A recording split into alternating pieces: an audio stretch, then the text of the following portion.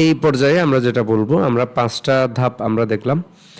আমরা শুরু করেছিলাম অ্যারাবিক লার্নিং রোডম্যাপ, আমরা শুরু করেছিলাম আরবি ভাষা শেখার গুরুত্ব বা প্রয়োজনীয়তা বা কাদের জন্য প্রয়োজন। এরপরে বলেছিলাম সঠিক নিয়ম কোনটি। তারপর আমরা 5টা ধাপ বলেছি প্রাইমারি লেভেলের জন্য। এখন আমরা শেষে এসে কয়েকটি বিষয় বলবো। একটা হচ্ছে ধারাবাহিকতা রক্ষা করা, প্রতিদিন নির্দিষ্ট সময়ের প্রতিজ্ঞা রাখা। তো এটা বেশিরভাগ আমাদের সবার আসলে আমরা আসলে যে কোনো একটা বিষয় বলা যায়, বা বিশেষ করে পড়ালেখার বিষয়গুলো অথবা আরবি শেখার বিষয়, কিছুদিন আমরা পড়ি, এরপর আমরা আবার রেখে দিই, অথবা দেখা যায় যে 1-2 দিন পরে আবার কয়েক সপ্তাহ চলে যায় বা মাস চলে যায়, আবার দেখা যায় কয়েক মাস পড়ছি, এরপর আবার বছর চলে যায়, আবার একটু যখন মনে হয় যেন আমি একটু শিখি, বা যে যা শিখেছি তা তো ভুলে গেছি আর একটু দেখি, তখন আমরা দেখা যায় একটু বসি, আবার হয়তো কয়েক মাস, আবার মানে বছর বা মাস চলে যায় এরকম।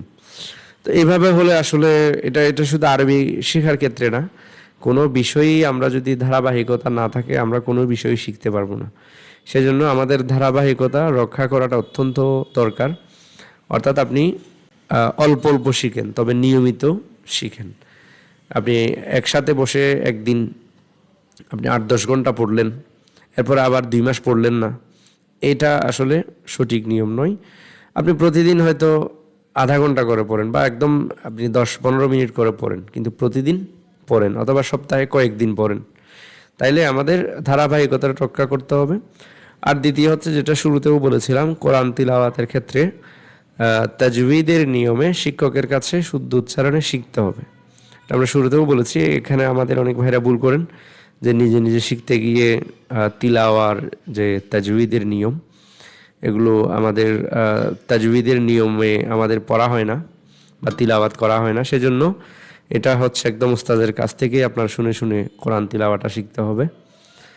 তো এটা একটা। এরপরে আরেকটা বিষয় যেটা আমি বলবো, আমাদের দেশের বড় একটা অংশ যারা মাদ্রাসায় আছেন বা হচ্ছে মাদ্রাসায় পড়েন, এবং হচ্ছে যারা আরবি শেখার সাথে আছেন, বিশেষ করে আমি মাদ্রাসার কথা বলবো, আমরাও যেহেতু মাদ্রাসা থেকে পড়ে এসেছি, এগুলো দেখে এসেছি। তো সবচেয়ে বড় একটা যেটা ভুল, সেটা হচ্ছে আরবি গ্রামার দিয়ে আরবি ভাষা শেখা শুরু করা। এটা ভাষা শেখার সাথে যারাই আছেন, এটা শুধু আরবি না, আপনি ইংরেজি বা অন্য যে কোনো ভাষায় আপনি শিখেন, তারা বুঝতে পারবেন আপনি গ্রামার দিয়ে কখনো ভাষা শিখতে পারবেন না। যেমন আমরা যে বাংলা ভাষার মানুষ, আমরা যে বাংলা ভাষায় কথা বলি, যদিও বা আমাদের মাতৃভাষা, তো আমরা যারা হচ্ছে খুব ভালো সুন্দরভাবে কথা বলতে পারি, তো আপনি ওদেরকে আপনি যদি জিজ্ঞেস করে দেখেন, বা ওরা দেখবেন হচ্ছে কি আপনার বাংলা ব্যাকরণ জানে না। বাংলা ব্যাকরণ তো বলতে গেলে আরও অনেক কঠিন, বা আরবি বা ইংরেজি গ্রামারের চেয়েও কঠিন। যারা বাংলা ব্যাকরণ পড়েন জানেন। তো বাংলা ব্যাকরণ না জেনেই ওনারা কিন্তু সুন্দর ভাষায় আপনার প্রমিত উচ্চারণে বাংলা ভাষায় কথা বলতে পারেন। তাইলে আপনার কোনো একটা ভাষায় কথা বলার জন্য বা ভাষা শেখা শুরু করার জন্য আপনার একদম যে ব্যাকরণের সব পয়েন্ট আপনার জানা থাকতে হবে, সব কিছু A to Z আপনার জানা থাকতে হবে, এরকম না। ঠিক আছে, আপনি ব্যাকরণটা জানলেন অবশ্যই, এটা ঠিক, আপনার গ্রামার তো জানতেই হবে, কিন্তু এটা পরে। বিশেষ করে আপনি ভাষা শেখার শুরুতেই আপনি গ্রামার শিখবেন, আপনি গ্রামার শিখে আপনি ভাষা শিখবেন, এটা একদম পুরোপুরি ভুল পদ্ধতি। এবং যেটার বিপরীতে যারা মাদ্রাসায় আছেন জানেন, আমাদের এখন অনেক মাদ্রাসায় নতুন নিয়মে পড়ানো হচ্ছে, এবং বিশেষ করে মাদানী নিসাব, যেটা আমরা অনেকেই জানি। মাদানী নিসাবটা হচ্ছে ওই যে সিলেবাস, গতানুগতিক যে সিলেবাসটা আমাদের এই বিশেষ করে উপমহাদেশে এই গ্রামার দিয়ে আরবি শেখার যে সিলেবাস, এটার বিপরীতেই কিন্তু মাদানী নিসাবটা করা হয়েছে। তো ওনারা কিন্তু মাদানী নিসাব যারা পড়েছেন, ওনারাও আমাদের মতো ওই ট্র্যাডিশনাল পদ্ধতিতে পরে এসে এটা বুঝে তারপর ওনারা মাদানী নিসাব করেছেন। তাইলে তো এটা ভুল হচ্ছে গ্রামার দিয়ে আরবি শেখা শুরু করা। বিশেষ করে আমাদের মাদ্রাসাগুলোতে যেটা করা হয়, শুরুতে নাহু সরফ শেখানো হয়, নাহু সরফ দিয়ে আরবি শেখা। তো পরে কি দেখা যায়, যেটা আমরা দেখে এসেছি, ওনারা আরবি গ্রামারটা খুব ভালো পারেন, এক একজন মানে নাহু সরফের একদম খুব বড় মানে পাণ্ডিত্য অর্জন করে ফেলেন এরকম। তো এটা আমি ওনাদেরকে ছোট করে বলছি না, এটা মানে আমাদের একটা কি বলে হয়তো সিলেবাসের উপর গবেষণা নাই, তো এরকম একটা একটা পদ্ধতি হয়ে গেছে গতানুগতিক। তো এখন ওনারা খুব নাহু সরফ বা আরবি গ্রামার খুব ভালো পারেন, কিন্তু আরবিতে যদি আপনি ওনাদেরকে কিছুক্ষণ কথা বলতে বলেন ওনারা পারবেন না। বা আপনি যদি ওনাদেরকে আরবি যদি কয়েক পৃষ্ঠা লিখতে বলেন পারবেন না।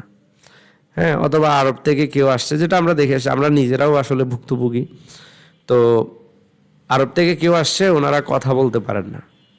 তো এটা হচ্ছে যেটা বলছিলাম, ওনাদেরকে ছোট করে বলছি না বা আমি অনেক কিছু জানি এটা বলছি না, এটা হচ্ছে আমি বাস্তবতাটা বুঝাচ্ছি বা আমাদের এখানে যেটা হয়ে আসছে বা হচ্ছে এটা বোঝাচ্ছি।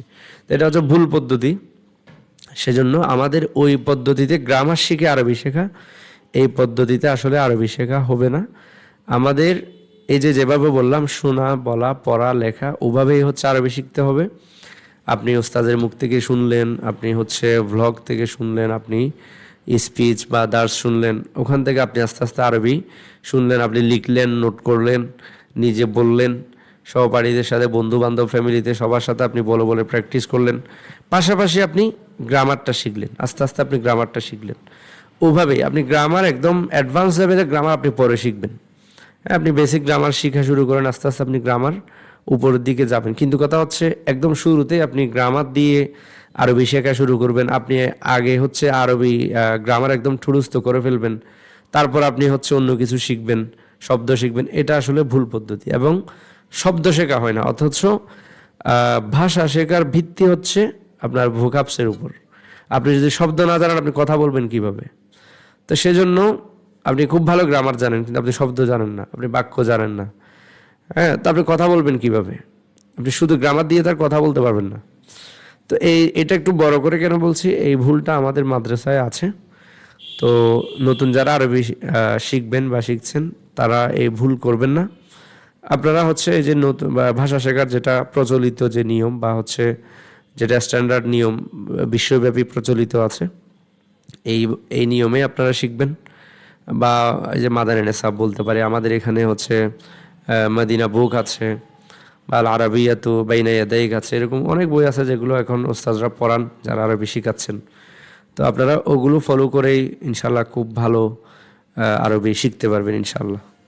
তো আল্লাহ সুবহানাহু ওয়া তাআলা আমাদেরকে তৌফিক দান করুন। যে কথাগুলো বললাম এগুলো আমাকেও মানে আরবি আরও ভালো করে শেখার তৌফিক দান করুন।